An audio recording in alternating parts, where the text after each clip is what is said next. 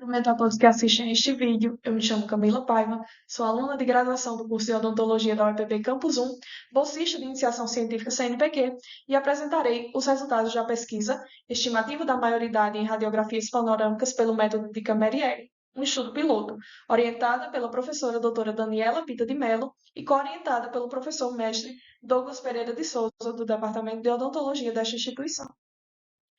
A estimativa de idade é um método confiável e aplicado nas ciências forenses em situações em que não há preservação das estruturas do corpo humano para a identificação, assim como também indivíduos vivos através dos exames radiográficos, por exemplo. Os terceiros molares podem ser utilizados em exames periciais por serem os últimos dentes a completar o seu desenvolvimento, em geral, quando o indivíduo já possui a sua maioridade, o que os torna úteis para serem utilizados como um parâmetro de estimativa de idade. O estudo de Camerieri e colaboradores de 2008 propôs uma metodologia para estimar a idade de adolescentes e jovens adultos com base nos terceiros molares em desenvolvimento, correlacionando radiografias dentárias com a idade cronológica. Sua principal contribuição foi em contextos forenses, especialmente quando a idade é desconhecida ou imprecisa, como em casos de imigração e questões legais relacionadas à maioridade. As imagens radiográficas se tornaram ferramentas indispensáveis na odontologia forense, sendo a radiografia panorâmica o exame fundamental para avaliar os estágios de mineralização dentária. Esse exame permite uma visualização ampla dos dentes e dos ossos da face e, além de ser amplamente utilizado na odontologia, é um exame de rápida e fácil obtenção.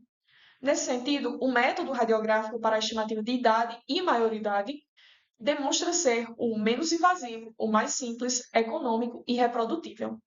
Com isso, o nosso estudo objetivou, de maneira geral, estimar a maioridade de indivíduos através de radiografias panorâmicas por meio do método de Camerieri.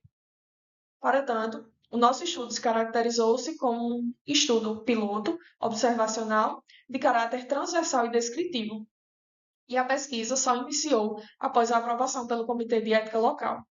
O estudo foi composto de 44 radiografias panorâmicas disponibilizadas pelo Banco de Dados de 2022 a 2024 do setor de radiologia do Departamento de Odontologia da UEPB Campus 1, em que os critérios de inclusão foram radiografias panorâmicas que apresentassem os terceiros molares inferiores do lado esquerdo com qualidade suficiente para avaliação, e foram excluídas radiografias que apresentassem patologias e distorções associadas aos terceiros molares inferiores do lado esquerdo e radiografias que apresentassem os terceiros molares inferiores esquerdos com ápice fechado.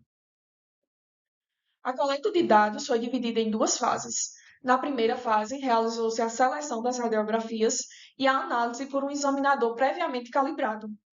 A avaliação da concordância intraobservadora foi realizada com 30% da amostra, e a mensuração das medidas realizadas em dois momentos distintos, com intervalo de 7 dias.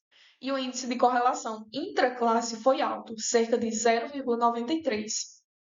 Já na segunda fase da pesquisa, realizou-se as medições utilizando o software ImageJ. Abriu-se, então, o arquivo em formato JPEG, ajustou-se a escala em pixels e ajustou-se o contraste e o zoom em 150%. Utilizou-se a ferramenta linha reta para as medições e registrou-se as medidas. As mensurações foram realizadas no terceiro molar inferior esquerdo e mediu-se a largura apical das raízes mesial e distal e a largura do dente de acordo com cada índice. Para o índice lá, realizou-se a soma das larguras das raízes em formação e dividiu pela altura do dente a partir da cúspide maior, como podemos observar na imagem abaixo. Já para as mensurações do índice LAC, realizou-se também a soma das larguras das raízes e dividiu pela altura central do dente, como é ilustrado nesta imagem. E, por fim, para a mensuração do índice LAPO, realizou-se a soma das larguras das raízes dividida pela altura, considerando o plano oclusal do dente, como também é possível observar na imagem abaixo. Os dados foram analisados descritivamente por meio de frequências absolutas e percentuais para as variáveis categóricas, enquanto as variáveis numéricas foram avaliadas por média, desvio padrão, mediana e percentes. Para verificar a concordância entre variáveis numéricas, foi usado o coeficiente de correlação de concordância com intervalo de confiança. Para analisar a relação entre idade e outras variáveis numéricas, foram utilizadas a correlação e a regressão linear simples como os testes de significância, como o t-Student, e o coeficiente de determinação. A margem de erro foi de 5% e o software IBM SPSS versão 27 foi utilizado para a obtenção dos dados estatísticos. Os resultados foram registrados e ilustrados por meio de tabelas em que a idade dos 44 participantes variou de 14 a 23 anos, e a média da idade foi de 18,25 anos, com desvio padrão de 2,58 anos, e do total de participantes, 65,9% eram do sexo feminino. A concordância entre os métodos utilizados e a idade real foi verificada, sendo o método LAC o que apresentou maior precisão nos negativos, cerca de 40,9%, o que implica o seu melhor desempenho geral em estimar a idade. Desse modo, esses resultados podem ser comparados com o estudo de Machado 2019, que buscou avaliar dois métodos de estimativa de idade, Camerieri e Williams, e revelou que o primeiro método apresentou altos coeficientes de correlação com a idade real. De modo semelhante, o estudo de Nair 2018 também demonstrou que o método de Camerieri é estatisticamente preciso na correlação entre as idades cronológicas e a idade estimada. Em seguida, comparou-se a maioridade real com a maioridade estimada pelos três métodos e nenhum se aproximou da maioridade real de 59%. E comparados esses resultados com outros estudos, eles contrastam com este resultado. A exemplo do estudo de Pratt, Wandman e Sharma 2008, que discordam deste resultado ao revelar que a maioridade foi determinada com precisão em uma amostra croata a partir da análise do índice de maturidade do terceiro molar, adotando-se o valor de corte de 3M igual a 0,08. Os autores confirmaram a precisão e a confiabilidade do método. Outros estudos, como o de Sartori e colaboradores 2024, concluíram que esse método é eficaz para estimar a maioridade da população estudada e reforçaram a necessidade da validação do índice de maturidade do terceiro molar para diferentes populações, a fim de garantir maior precisão na determinação da maioridade.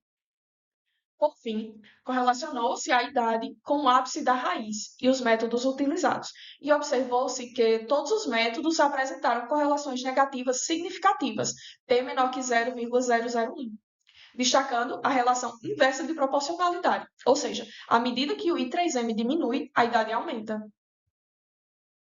Desse modo, o estudo de Neves e colaboradores de 2020 corroboram com este resultado, ao validar o índice de maturidade do terceiro molar para estimar a maioridade legal na população portuguesa e concluíram que o I3M diminuiu à medida que a idade aumentou.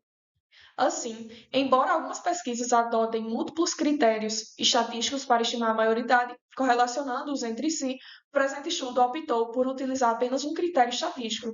Foi seguido o método proposto por Camerieri e colaboradores de 2008, que estabelece que o valor de corte do I3M é 0,08. Isso significa que indivíduos com índice de maturidade do terceiro molar menor ou igual a 0,08 são considerados com 18 anos ou mais. Essa abordagem pode ser vista como uma limitação deste estudo. Espera-se, a partir deste estudo piloto, que outras pesquisas como essa mesma perspectiva possam ser realizadas com outras amostras maiores e com diferentes critérios estatísticos para estimar a maioridade, a fim de confrontar as variáveis discutidas e fortalecer a capacidade do método estudado, visto que é crucial para fins forenses. Com isso, ao término deste estudo, foi possível concluir que o método não foi considerado apropriado para determinar a maioridade neste estudo. Entretanto, mostrou ser útil para estimar a idade. Por fim, gostaria de agradecer ao Programa Institucional de Iniciação Científica da UEPB pelo apoio e incentivo essenciais para o desenvolvimento deste trabalho. Agradeço também ao professor Douglas Pereira de Souza, doutorando do programa PPGO UEPB e docente dessa instituição, pelas orientações na construção desta pesquisa. Essas foram as referências utilizadas na construção deste trabalho. Obrigada pela atenção.